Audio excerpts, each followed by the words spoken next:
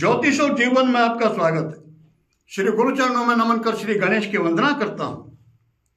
पूर्व में भी कई दर्शकों ने इस तरह के प्रश्न किए हैं, मैंने कोशिश की है उनका उत्तर देने की, वीडियो भी बनाए दो संबंध में इस विषय पर।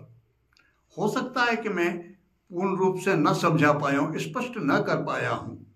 आज की वीडियो में फिर चर्चा करते इसी विषय पर कि बिना दीक्षा के गुरु मंत्र का या किसी भी साधना का, कोई भैरव की उपासना के बारे में पूछ लेते हैं दर्शक कि ये उपासना बिना गुरु के, फिजिकल गुरु अर्थात सशरीर यदि कोई गुरु ना हो जीवन में तो ये साधना कर सकते या नहीं, इस तरह के प्रश्न। ऐसे प्रश्नों का उत्तर, गुरु का बड़ा महत्व, बहुत मूल्यवान है गुरु। कहते हैं गुरु के बिना जीवन, मार्ग जीवन का वो बड़ा कठिन, गुरु बहुत मूल्यवान। यदि सिर दे के भी गुरु मिलता हो, शीश देकर भी गुरु मिलता हो तो भी सस्ता है। ये कबीरदास जी कहते हैं, शीश दिए जो गुरु मिले तो भी सस्ता जान। उसके पीछे कारण क्या है, हम उस महत्व को समझें। गुरु के पास अनुभव होता है, मूल बात यही है। गुरु जिस भी विषय के वो गुरु हैं, चाहे वो मंत्र विज्ञान के हों, ज्योतिष के हों, किसी भी तकनीकी विषय के हों, गुरु किसी भी क्षेत्र में जो हमें मार्गदर्शन दे दे, जो हम सीखना चाहते हैं हमको वो सिखा दे, वही गुरु। तो आध्यात्म के क्षेत्र में भी आध्यात्मिक अनुभव है, रहस्य विज्ञान के ज्ञाता है वो गुरु, और फिर वो अपने अनुभव का जो ज्ञान निचोड़ है, सार है, वो शिष्य को जो सीखना चाहता है, जो मुमुक्ष है, उसको दे देता है कि ये करो, इसके करने से यह हो जाएगा। वो किस आधार पर बोल रहे हैं, उनका स्वयं का अनुभूत है, अनुभव किया है उन्होंने, परिश्रम किया, समय दिया। यदि जीवन में कुछ मूल्यवान है तो वो है समय। उन्होंने जीवन का समय अर्थात जीवन देकर के कुछ अर्जित किया है और फिर वो शिष्य को देते हैं। इसलिए दीक्षा का महत्व है, इसलिए गुरु का महत्व है, और इसलिए गुरु दीक्षा का महत्व है।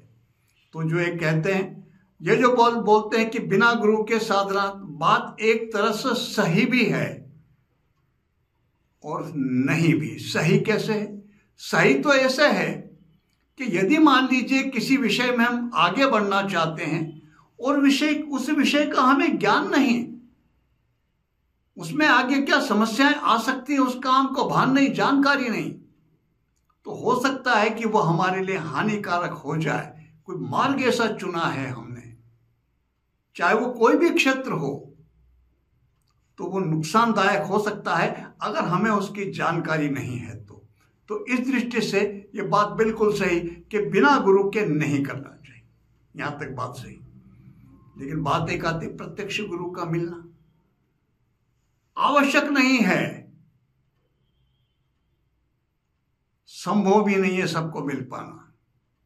तो प्रारंभ तो हमको स्वयं ABCD तो स्वयं सीखनी पड़ती है, वो तो अर्जित करना पड़ता। प्रारंभिक चरण का अभ्यास वो तो स्वयं करना पड़ता है, और वो चलने के बाद अब जिस भी क्षेत्र के हम हों, पात्रता रखते हो, जैसे जैसे हमारी योग्यता पात्रता बढ़ती जाएगी, वो जो समष्टि है, वो जो प्रकृति है, वो जो परमेश्वर हैं, उनके प्रति हमारी समर्पण, हमारा समर्पण, हमारी श्रद्धा, वही व्यवस्था जो साधना के क्षेत्र में जुड़े उनकी अगर बायोग्राफी जिसको कहते जीवनी यदि पढ़ के देखे, संस्मरण सुने तो एक बात पाए, मैं तो अपना तो है ही, मेरा अपना अनुभव, मेरे अपने नहीं, सबके एक ही बात मिलेगी। उनकी श्रद्धा थी, उनकी लगन थी, उन्होंने कुछ करना शुरू किया, और जब उन्होंने परिश्रम इतना किया उन्होंने उसमें कि बहुत कुछ अर्जित किया, लेकिन कुछ कमियां रह गई। जो रहस्य हैं, जो छोटे मोटे ऐसे रहे जिन्हें केवल सिद्ध गुरु जानते हैं, परिश्रम तो फिर भी किया, उनकी लालसा फिर भी थी, उनकी श्रद्धा फिर भी थी, कुछ किया उनने। उस आधार पर ऐसे व्यक्ति मिले उन्हें जिन्होंने मिलकर के उस कमी को पूरा कर दिया। अब आप व्यावहारिक दृष्टि देखें, एक व्यक्ति ऐसा है जो चाहता है कि इंग्लिश, अंग्रेजी के साहित्य में पारंगतता, लेकिन ABCD में नहीं आती, प्रारंभिक ग्रामर की जो पोजीशन है वो भी नहीं आती। इंग्लिश के कोई अच्छे, कितने अच्छे इंग्लिश लिटरेचर के अच्छे प्रोफेसर मिल जाए, क्या सिखा पाएंगे उसको? तो जो प्रारंभिक ग्रामर ABCD की है, ग्रामर है अंग्रेजी की या किसी भी साहित्य की, वो तो स्वयं परिश्रम करके उसको तो खुद अर्जित करना होगा, वो मेहनत तो स्वयं कर लेनी होगी। फिर उसके बाद इंग्लिश लिटरेचर के जो सार है वो कोई भी ज्ञानी जो उसमें पारंगत है वो उसमें मदद कर सकते हैं हमारी।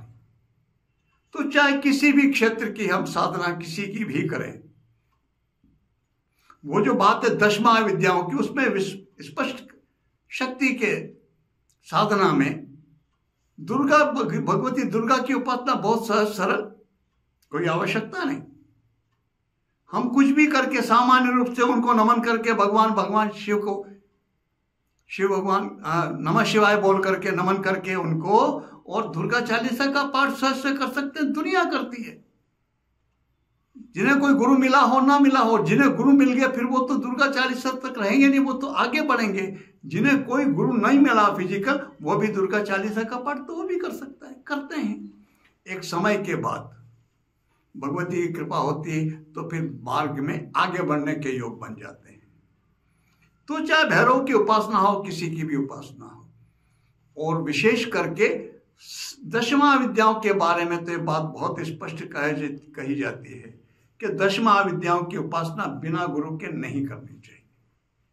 उसके पीछे कारण है, और कारण एक रहस्य, जैसे दुर्गा की उपासना करते रहते हैं, दुर्गा चालीसा का पाठ करते करते करते बहुत लंबा समय होने के बाद कोई व्यक्ति मिलता है, क्या हुआ क्या नहीं, वो मिलता भी इसलिए कि साधक की श्रद्धा है, बरसों से लगा हुआ है, भगवती देखती है कि कहीं चूक हो रही, वही व्यवस्था बिठाती है। कोई व्यक्ति मिलता है कि भाई ऐसे काम नहीं चलेगा, भगवती को प्रसन्न करना, तो उनके पति हैं भगवान शिव। हर स्त्री चाहती है कि पहले मेरे पति को सम्मान दिया जाए, ऐसा करो, पहले नमः शिवाय बोल लिया करो या शिव चालीसा का पाठ कर लिया करो, और फिर कहेंगे कि दुर्गा वह तो सर्वोच्च शक्ति है, वह किसी का कोई काम स्वयं क्यों करेंगी, वह तो कृपा करती हैं, और जिनके ऊपर कृपा करती हैं उनके सारे काम भैरव करते हैं। तो ये बात गुरु से ज्ञात होती है।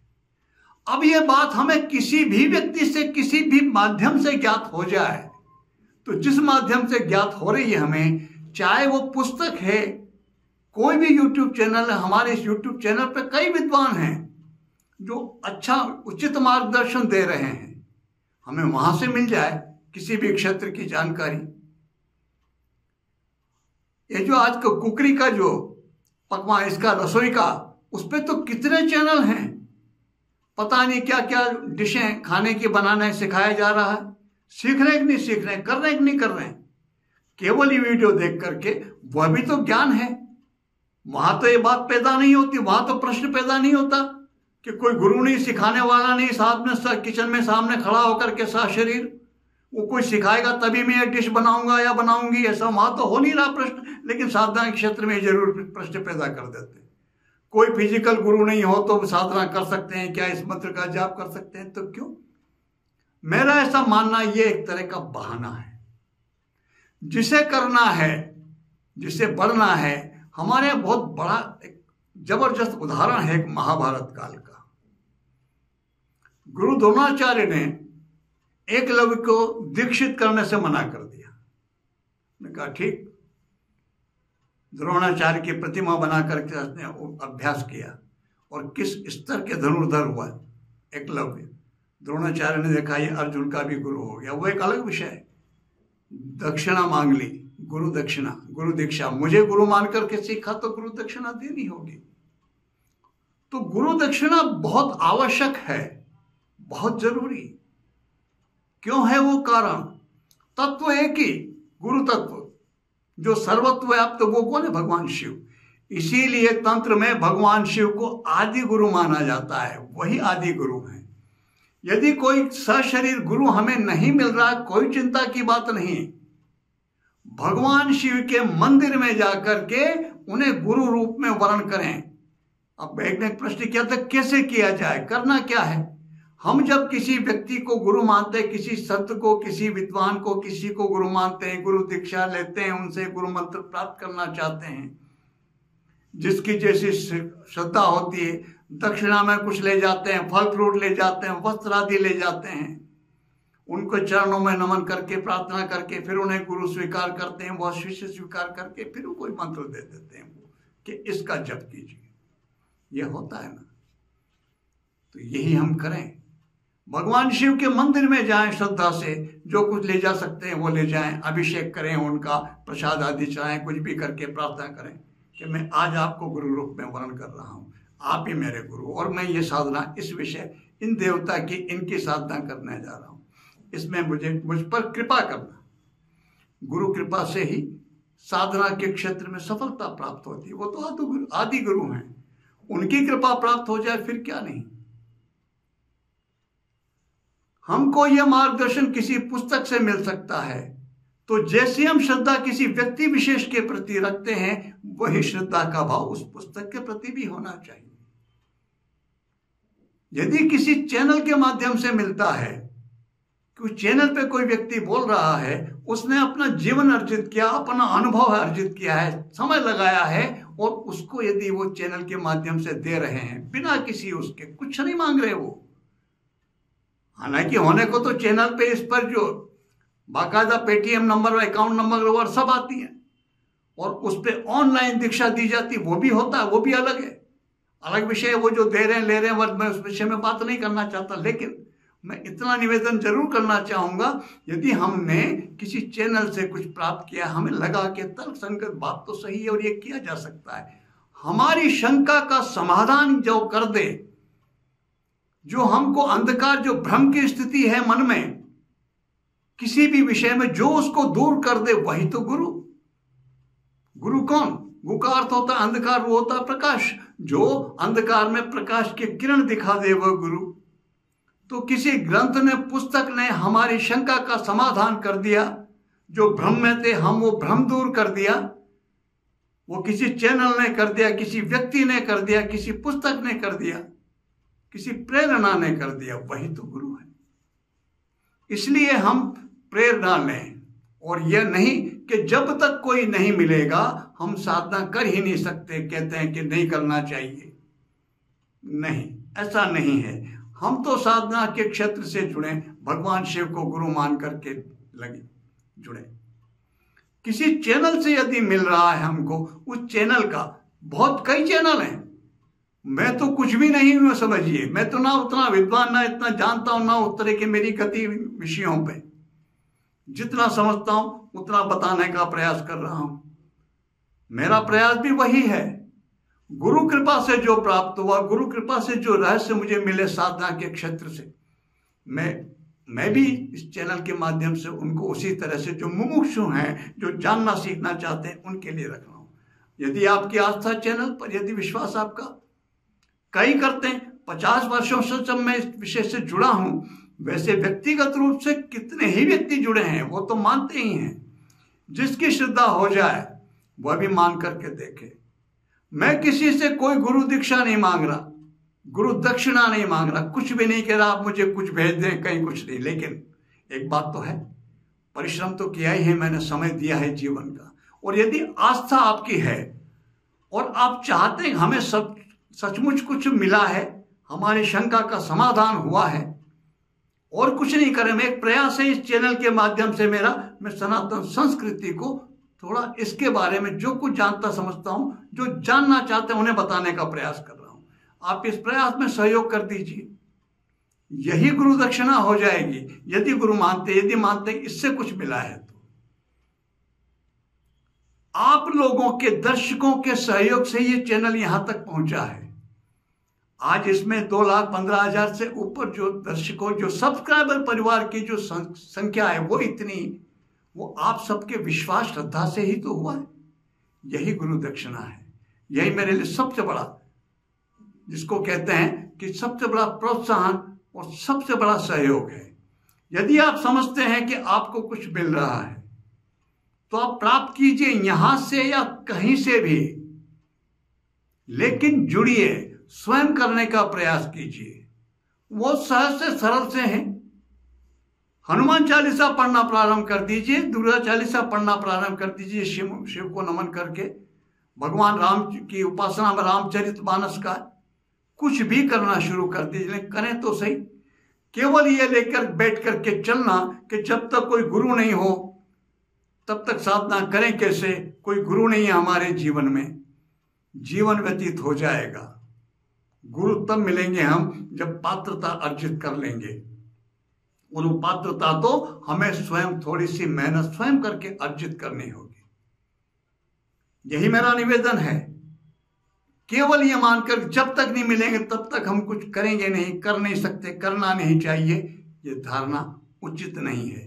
थोड़ा अपने इस मनस्थिति को परिवर्तित करके देखिए, अपने इस विचारों को परिवर्तन कीजिए इनमें, और स्वयं जुड़िए साधना के क्षेत्र से। भगवती हो, परमेश्वर, परमात्मा, किसी भी स्वरूप में उनका अनुसरण करें,